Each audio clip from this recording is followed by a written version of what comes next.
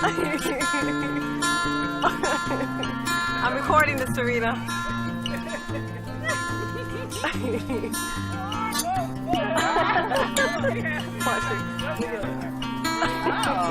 Oh, he's good.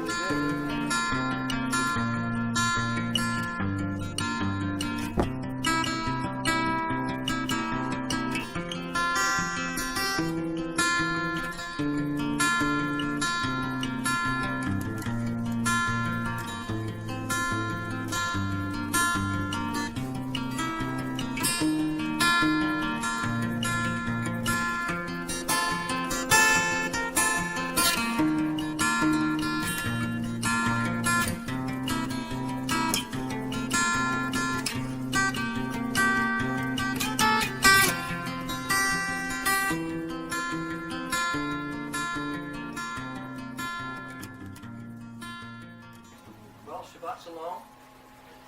Welcome to Congregation Beth Menuka on this week of Kedoshim. The parashah for the week is Kedoshim, which is Holy Ones. Holy Ones. So we're going to go into the parashah a bit, and then we're going to go into the teaching, which I call, Hey, let's help Satan. Okay? So we'll find out what that's about in just a minute. So Kedoshim, starting off in Leviticus 19, verse 1. And we will have a midrash afterwards, too, if you'd like to get into it a little bit deeper, because, you know, what we're doing right now is, for the recording, is not really going to do any justice. There's a lot in here. There's a lot. There always is in the parashah. All right. This parashah is all about holiness, set apartness. What does it mean to be set apart? What does it mean to be holy? You run off and join a monastery somewhere and hide away from people, be a recluse? No. It says, Yah spake unto Moses, saying, Speak unto all the congregation of the children of Israel, and say unto them, You shall be holy, for I, Yahweh, your Elohim, am holy. You shall fear every man his mother and his father. And now see, he's talking about things to do, isn't he? Starts right away, it goes into this about honoring mother and father and keeping the Sabbaths, turning away from idols. Okay, so holiness is about what you do. Holiness is actually through doing. It's also through not doing. Okay, it's not from study. You don't get holy from study. You don't get holy from, like I said, being a monk, running off to a monastery. That's not holiness. It's about what we do. It's about what we don't do that sets us apart from the rest of the nations. Right? He starts off with disrespect to parents, how you're supposed to fear your mother, your father, and reverence them. And that's because mothers and fathers are the first physical connection to what Yahweh is. If you can't honor them, then how are you honoring the Most High? And you can't go, well, I don't want to honor my mom and dad, but Billy's got a great mom and dad. I think I'll honor them. It doesn't work either. You're supposed to honor your mother and father. It doesn't mean you have to like them, because sometimes we have unlikable parents, and I know that's true. Sometimes you have somebody that's very difficult to deal with, but you still have to honor them. Okay? And then it's followed up with the Sabbath. Why do you think Sabbath keeping follows honoring parents? It's because we have to have the proper order of authority, right? It's Yahweh and honoring parents. If you cannot keep the Sabbath, it's actually a form of idolatry not to keep the Sabbath, because that's the day that Yah says, I've set this apart, I rested, I want you to rest. What's so hard about that, right? If you go around changing it because you think a group has the authority to change that day, we can do it on this day. That's kind of like honoring somebody else's parents, isn't it? I don't have to honor my parents. I don't have to keep this day. I can keep some other day, right? Okay? And the sovereign one is the one that sets apart people. He's the one that sets apart time. He's the only one that can set anything apart. Okay? So we can't go around changing it, honoring his day, is to keep yourself from idolatry. You know, thinking that you know best, that's idolatry.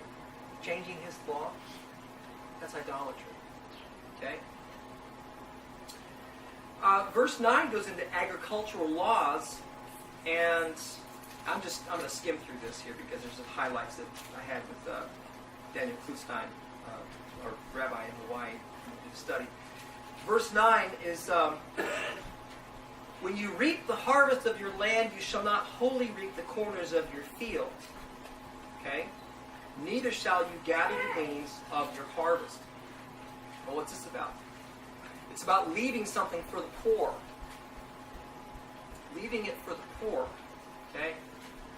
In other words, you need to bless others with what you have been given, because if you don't bless others with what you've been given, it will be taken from you. Okay? He promises to rebuke the devourer for our sakes if we do what he tells us to do, and that is to have something for the poor. Okay? It's part of what tithes is about. We're going to talk about that. Verse 11. What is Yah's is Yah's. Okay? He tells us what belongs to him. You shall not steal, neither deal falsely, neither lie one to another. You see, if you don't, it follows this verse. All these things are in order for a reason. It follows the verse about leaving your fields, the edges. Don't glean it completely. Because if you do, you're actually taking from the poor, and by doing so, you're actually taking from Yah. Because whatsoever you do with the least of my brothers, you've done unto me, right? Okay? All right. So, see then, one sin leads to another. Look at verse 12. It's funny how that works. You should not swear by my name falsely. I didn't do it. See? If you do something wrong, if you steal, what's the first thing somebody's going to do if they're a thief? Well, look at me. I didn't do it. Okay? So now the stealing has now gone to line. One sin leads to another. Verse 13, you shall not defraud your neighbor, neither rob him. The wages of him that is hired shall not abide with thee all night until the morning. So in other words, pay somebody quickly. If they've done something for you, service, or you've done a job, you don't withhold it and say, I'll pay you next month. Or next, you need to pay quickly, right? There's a whole lot in this parashah. We're going to go through this, as a congregation later on. But let me just touch a few of these things here. Talks about, it's interesting that this chapter and this parashah is almost a repeat from what we just had in chapter 18, because it talks about all sorts of unlawful sexual practices. It talks about how you're not supposed to be an observer of times, not to regard someone who deals with familiar spirits. Okay, it's interesting. Why do you think Yah's repeating himself by talking about this? Chapter 20, verse 13. If a man also lie with a mankind as he lies with a woman, both of them have committed an abomination. I think when Yah repeats himself, he's really driving it home, saying this is really important. So I didn't just say it once; I'm saying it again. And not even 3 chapters later, he's saying the very same thing. Interesting, repeating himself. So I think this is something he feels very strongly about. Wouldn't you think? Covers everything, even sex with animals, all over again. Talking about this. Okay. This is the parashah that talks about even things like men wearing beards.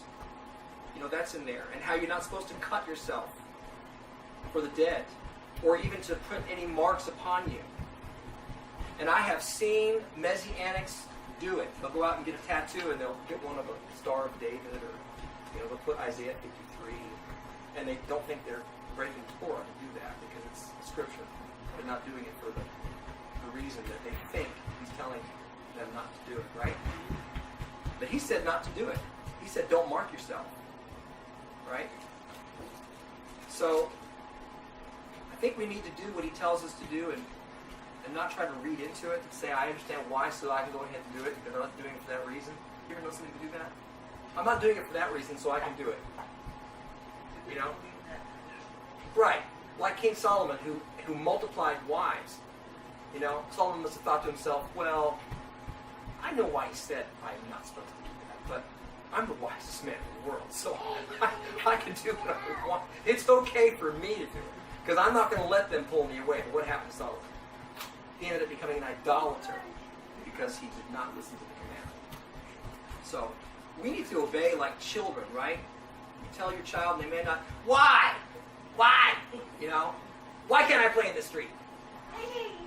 You know? Big right, big space. Or don't touch the fire. Children don't understand. You tell them, it's later on when they get older that they understand the wisdom of their parents. And I think for the most part, we need to obey him first. And then he will begin to open up understanding to you if you obey him. I found that to be true in my own life. Just obey him. Simply. And watch how he'll open up your understanding. There's an interesting equidistant letter sequence. You know I'm going to tell you about those. I'm the guy with the equidistant letter sequences, right? But this is interesting. This parashah ends with an equidistant letter sequence that is a 7-letter skip in the verse, chapter 20, verse 27, where it says, a man also or a woman that has a familiar spirit or that is a wizard shall surely be put to death. They shall stone them with stones. Their blood shall be upon them. And here's what we find. From the first Dalet, it's a 7-letter skip from left to right that spells Dam Yeshua. Dalet Mem Yud Shin Vav Ayin. Dam Yeshua is the blood of Yeshua. Okay? Torah is full of those. Torah is full of equidistant letter sequences.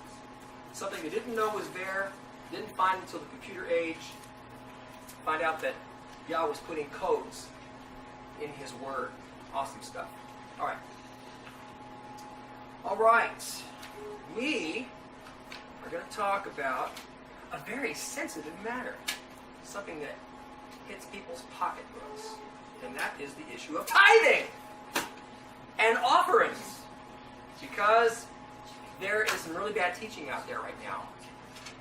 And it probably comes from people who get stung in the Christian world from the abuse of those who are, collecting it to themselves and doing things that they shouldn't. And when they come into the Messianic movement, it kind of goes out the window in many cases. But tithing is biblical, and it is for today. And I call this teaching, hey, let's help Satan. And you'll find out why. Turn to Genesis 14:20. Genesis 14:20 is the first place we hear about tithing. I don't teach on tithing very often. I think I might do it twice a year. Okay? It's part of our covenant, something that we're supposed to be doing if we're Torah keepers. It's an aspect to Torah as much as anything else that's a Torah command. This is where Melchizedek is being paid tithes by Abraham. Okay? And blessed be the Most High God, which has delivered thine enemies into thine hand, Melchizedek said to him. And he gave him tithes of all. So Abraham is tithing to Melchizedek. The reason why I point this out as being the first place to see the issue of tithing is because the argument is we don't have a Levitical priesthood anymore. We don't have a temple, so there's no more tithing. There's no more priesthood, so we don't tithe. Okay?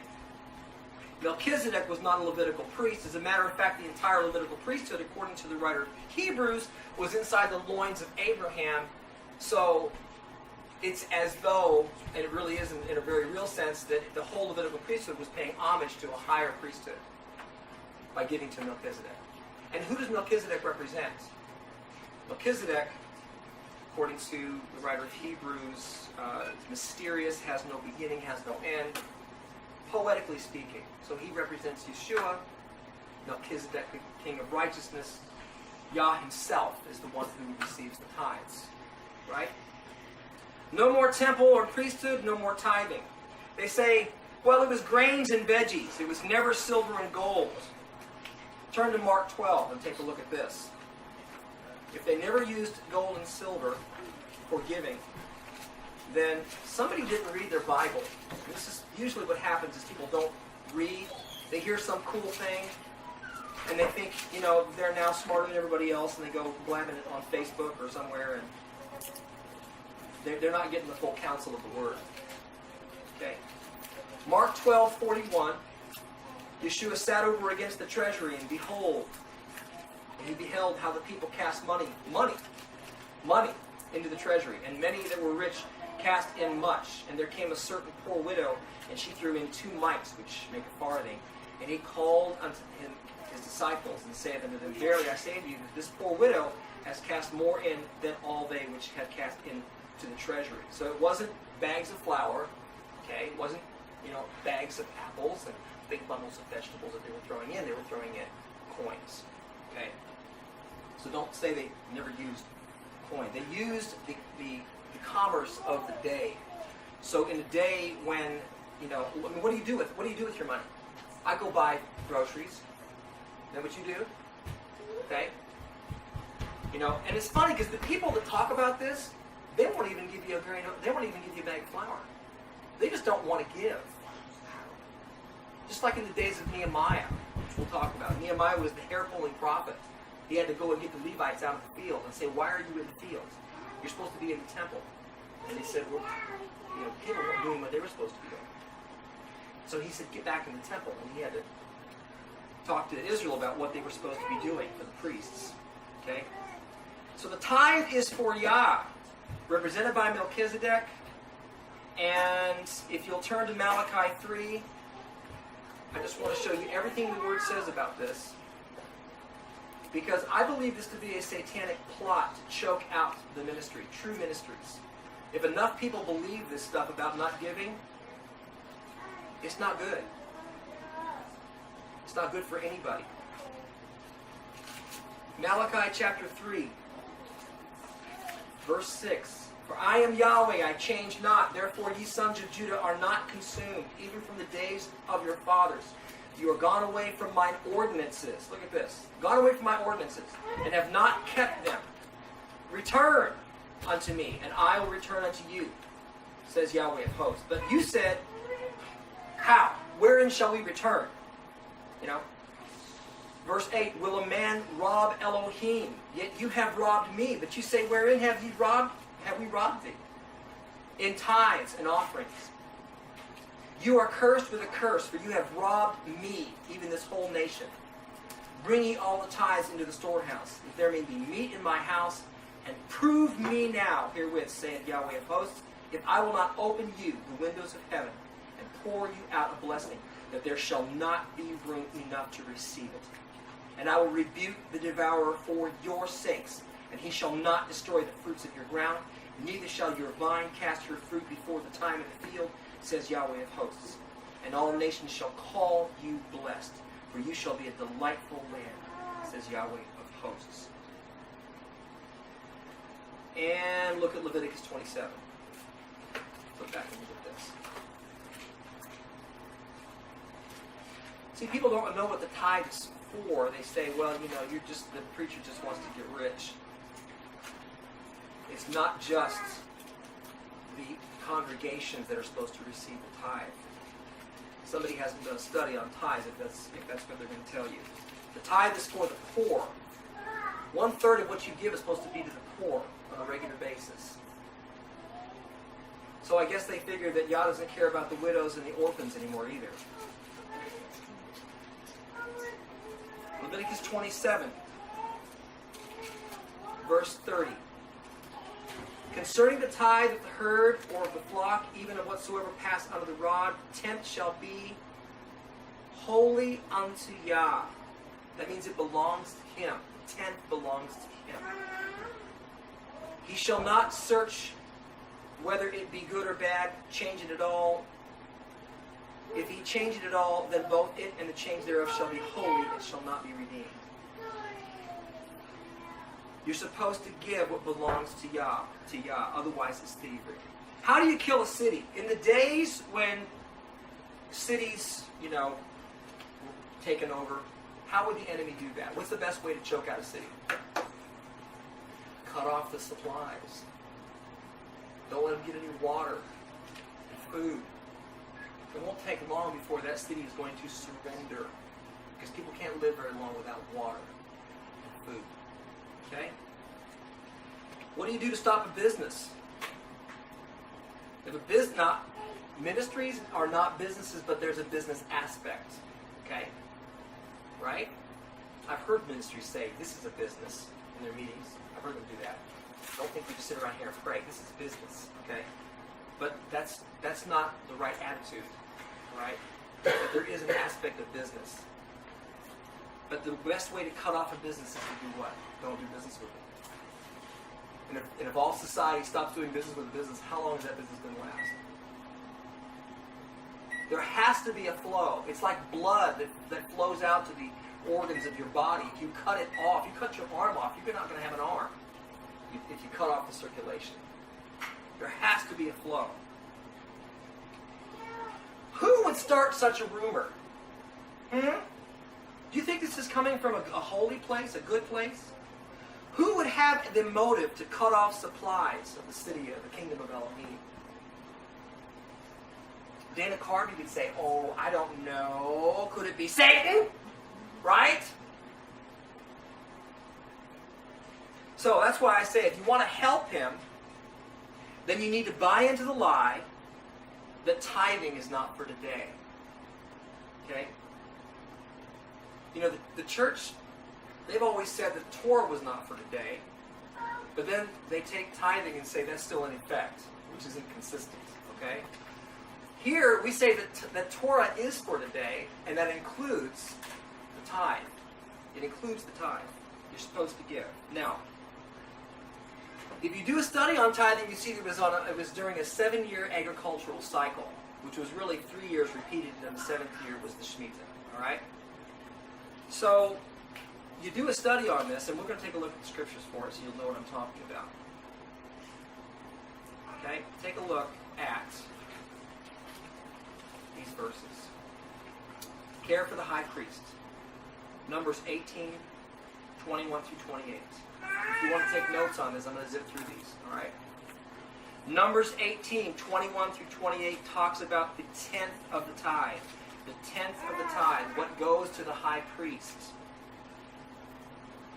Care for the priests and the poor is in Deuteronomy 14, 28 and 29. This is the portion that talks about the pilgrimage festivals and how you're not to come empty-handed to Passover, Pentecost, and Tabernacles. Everybody's supposed to have something to remember the poor and the priesthood.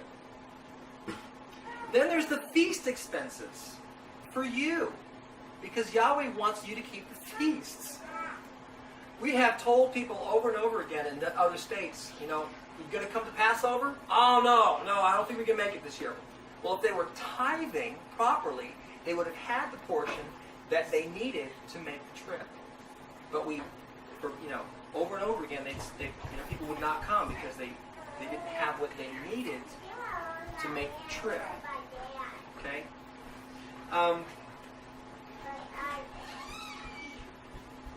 Go to Nehemiah. I'm going to show you this. This is the hair-pulling prophet. The hair-pulling prophet. I call him the hair-pulling prophet. If you've read the book of Nehemiah, you'll know why I say that. The guy was a maniac.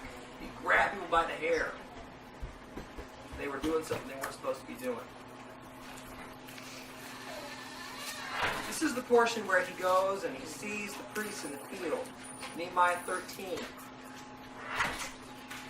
Verse 10. I perceive that the portions of the Levites had not been given them. For the Levites and the singers that did the work were fled every one to his field. Then contended I with the rulers and said, why is the house of Elohim forsaken? And I gathered them together and set them in their place. Then brought all Judah the tithe of the corn and the new wine and the oil unto the treasuries. Okay? Paul talks about not muzzling the ox. In 1 Timothy 5:18, he's repeating what Yah says in Deuteronomy 25, verse 4, about not muzzling the ox. And he says, he repeats it again in 1 Corinthians 9:9. He says, do you think that Yah is only concerned about the ox? Why do you think he's saying this? There's a higher level to this. It's not just the ox he's talking about. He's talking about the servants of the Most High, that they're not supposed to be muzzled. He was talking about how they needed to give. He said, I've given to you in spiritual matters. Is it a small, is it something that, a small thing that you, I would ask that you care for my physical needs? Right? See, I'm on the other end of this now. For years, I kind of looked at tithing as a suggestion. I don't look at it that way anymore because now I'm the one that's in service. And I'll be honest with you, we need your help. As any ministry does, we need your help. And I'm not going to teach anything that I don't do myself. So I'm going to go out on a limb here. I'm going to tell you what I've done since Sukkot. Okay? And I'm not doing this for vainglory. I'm not doing this for, to be praised for what I've done. I'm simply telling you because I have to set an example to my congregation as to what should be done. Between Sukkot and Passover, these are the amounts that I've given, personally. To the priesthood, I gave $680 in 7 months' time. To the poor, I gave $456. And for the feast of Passover, it was $491.54 that was set apart. Now, I didn't have that money every week, but I wrote it down. What I made, I took the third, and I said, this is how much I need. By the time Passover got here, I had $491 that needed to be spent. And I went out and spent just about all of that, but $62.96. Okay? And when you have an amount left over, what do you do with it? Well, Yah says you're not supposed to come empty-handed. You're supposed to remember the priesthood and the poor. So I take that $62 and I split it in half, and I give half of it to the priesthood and half of it to the poor. Okay? This is what you do. And I don't make a lot of money. I make less than $50,000 a year. But this is what you're supposed to do if you're in covenant. I had a revelation of tithing some years ago, and I do it now. Because I'm not playing games. God tells me to be I'm supposed to be a Torah keeper. I'm in covenant with Him. And that covenant involves obedience to giving. Right? I have an article by a Rabbi Lazer. I want to share this with you. Rabbi Lazer is, I don't believe he's a Messianic rabbi, Lazer Brody. But he had an article some years ago that he wrote called Charity in a Failing Economy. So let me share this with you. He says, for most of us, the failing economy has translated only into worry and rhetoric. Though unemployment is up and many homes have been lost, most of us still have bread on our tables and cable TV in our bedrooms. But there's one sector that is already feeling the pinch. I speak of charitable institutions. Ask the treasurer of your local synagogue or charity, and you will have all the evidence you need. Contributions are in decline, while the roster of needs continues to climb. Resources are dwindling. Projects are being curtailed, and members of staff are being laid off. Those who serve the neediest of society have a desperate need for more resources, yet they feel the crunch ahead of all. This makes sense. When our funds are low, we trim excesses. First to go are the charity pledges.